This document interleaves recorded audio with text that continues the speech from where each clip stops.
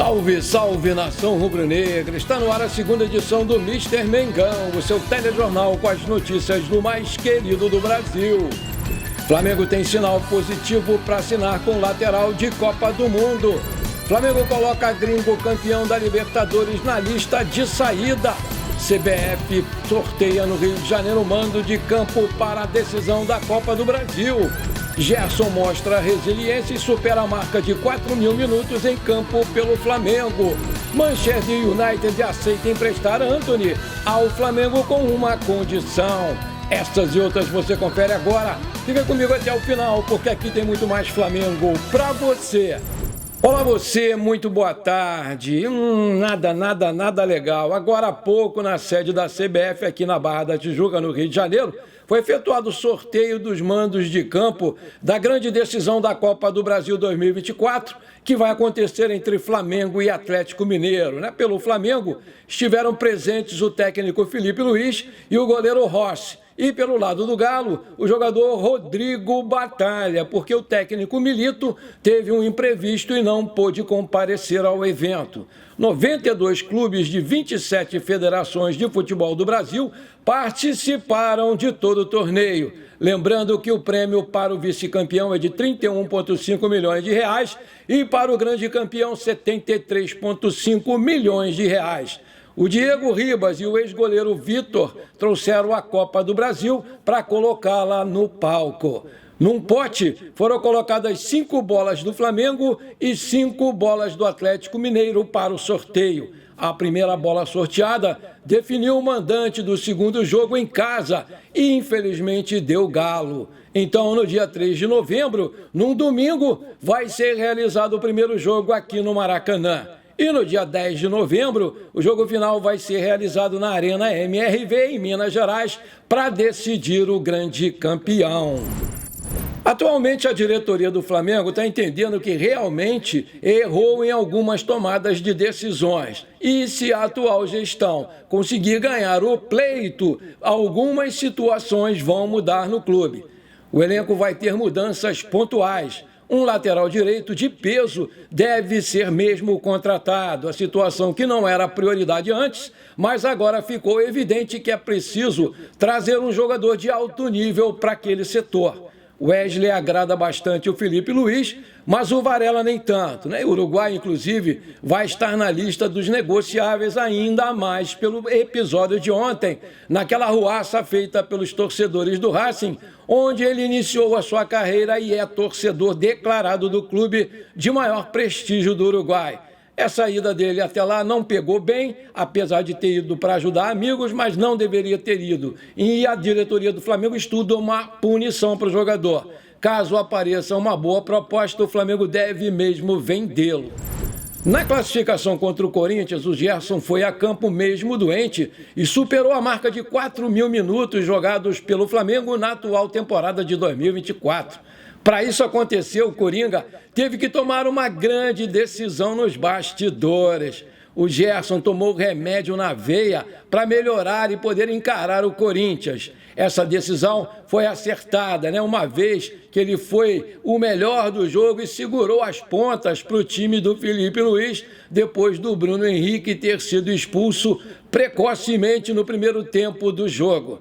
Essa não é a primeira vez que o Gerson entrou em campo doente ou com dores pelo Flamengo. No começo do ano, quando ele estava sendo pouco utilizado e sofreu com um problema no rim, o meia, mesmo sentindo muitas dores naquela região, pegava no pé do Tite para poder jogar mais vezes pelo Flamengo. Gerson é um guerreiro.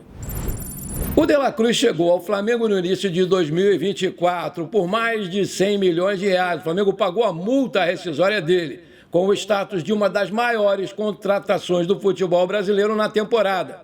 O meia estava no River Plate e esteve no time campeão da Libertadores de 2018.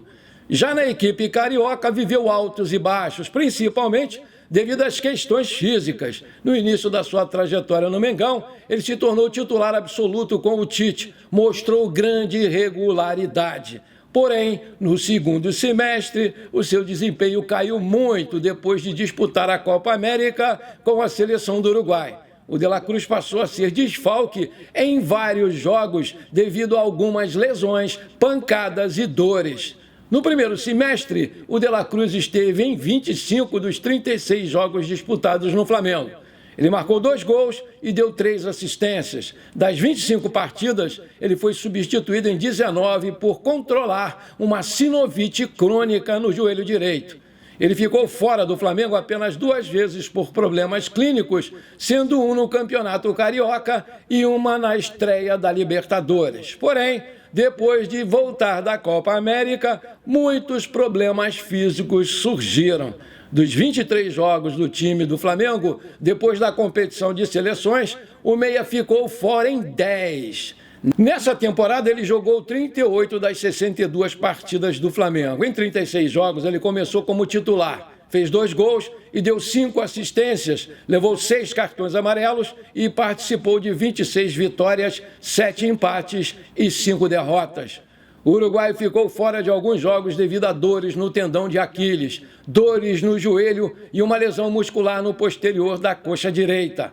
O De La Cruz acabou voltando de lesão para o jogo entre Flamengo e Peñarol pela Libertadores, onde foi titular nos 2 jogos. Segundo o portal GE, caso não houvesse esse confronto decisivo, o Flamengo teria esperado mais 2 ou 3 semanas para ter aí o retorno do jogador. As partes entendiam que valia o risco. Vale ressaltar que naquela época que o jogador jogava pelo River Plate, ele fez um tratamento de células-tronco para curar uma lesão séria no pé que o deixou afastado dos gramados por muito tempo. E o seu histórico de lesões é bastante vasto. A pergunta que não quer calar é: será que o nosso departamento médico não tomou conhecimento desse histórico robusto de contusões do jogador e autorizou o clube a investir mais de 100 milhões de reais pelo jogador, que continua com passagens frequentes pelo departamento médico do clube e deve ser operado, inclusive, no joelho no final dessa temporada? Se você está curtindo esse nosso programa, então não esquece, por favor, manda brasa agora no like para fortalecer o nosso canal. Se você ainda não é inscrito, bora lá, me dá esse prazer. Aperta o botão inscrever-se, aperta o sininho ali e pronto, rapidinho, sem enrolação. Muito obrigado.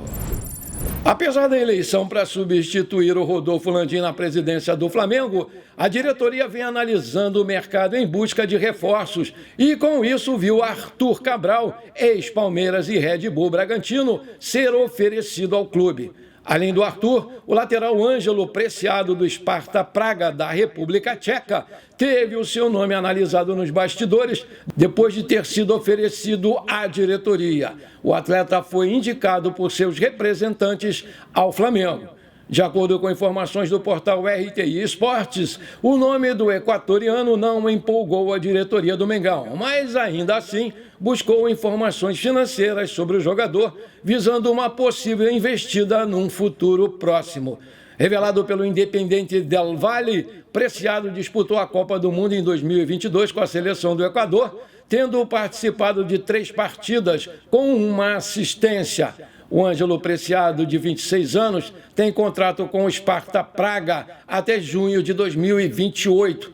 Além do longo contrato, outro fator que é importante para o Flamengo não cogitar a sua contratação nesse momento é a sua alta multa rescisória, que está fixada hoje em 30 milhões de euros, cerca de 184,1 milhões de reais. A intenção do jogador era seguir os passos do Gonzalo Plata, que deixou o Catar para entrar no radar de Sebastián Becassese, que é o técnico da seleção equatoriana. O Flamengo segue ligado ao nome de Antony. Tendo passagens pelo São Paulo no futebol brasileiro, o atacante está em baixa no Manchester United e deve mesmo ser negociado na próxima janela. Há alguns meses, o Flamengo chegou a demonstrar interesse em um acordo. No entanto, naquele momento, as coisas acabaram não avançando e o Antony preferiu mesmo ficar na Europa, pela Inglaterra. O clube inglês aceita emprestar o jogador com uma única condição: que o Flamengo pague a maior parte dos seus salários, o que pode ser um grande empecilho porque ele ganha muito alto, não foi revelado. No momento, ainda não existe nada de concreto, apenas um sonho do Flamengo. O fato é que a passagem do brasileiro pelo Manchester United parece estar cada vez mais próxima do fim. A tendência é que a mudança de áreas aconteça já em janeiro de 2025 e o jogador já aventa a possibilidade de voltar ao país. Na Inglaterra, clubes como o Crystal Palace do John Textor e o Newcastle já demonstraram interesse no jogador. Bom, por enquanto foi isso. Eu espero que você tenha gostado do nosso programa. Muito obrigado por você ter ficado comigo até aqui. Um forte abraço. Não esquece de compartilhar esse programa com seus amigos e parentes flamenguistas para a gente crescer o nosso canal. Eu conto muito com você. Bora lá ser feliz. Pra cima deles, Mengão!